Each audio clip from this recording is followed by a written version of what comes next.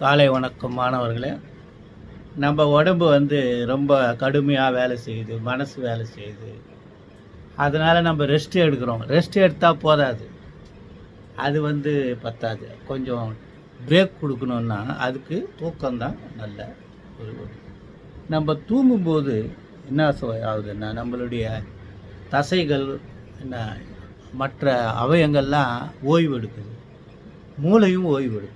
அது மூளை ஓய்வு எடுக்கிறதுனால தான் நமக்கு நம்மளுடைய உடல்நிலை நார்மலாகி மீண்டும் வேலை செய்யும்போது ஆக்டிவாக வேலை செய்யுது. அதனால் ஒவ்வொரு மனிதனுக்கும் குறைந்தது இரவு 8 மணி நேரமாவது தூங்கி ஆக வேண்டும் என்பது தான் என்ன சொல்கிறது, நம்மளுடைய உடல்நிலைக்கான விதிகள்.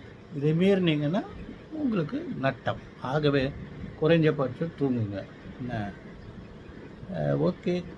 என்ன சொல்கிறாங்கன்னா, நீங்கள் தூங்கும்போது உங்கள் நரம்புகள் மாத்திரம் கண்டினியூஸாக மானிட்டர் பண்ணுதான். நம்மளுடைய உடலில் இருக்கிற மற்ற அவயங்கள் பணி செய்வதற்காக வெளியிலிருந்து வருகின்ற ஆபத்திலிருந்து காப்பத்து நம்ம நரம்பு மண்டலம் மாத்திரம் வேலை செய்யுது. இதயம் ஸ்லோவாக வேலை செய்தாலும் நம்ம வேலை செஞ்சு தான் ஆகணும். அது வேலை செய்யுது. தூங்கும்போது நிகழ்வுகள் நடக்குது. காலை வணக்கம், நன்றி.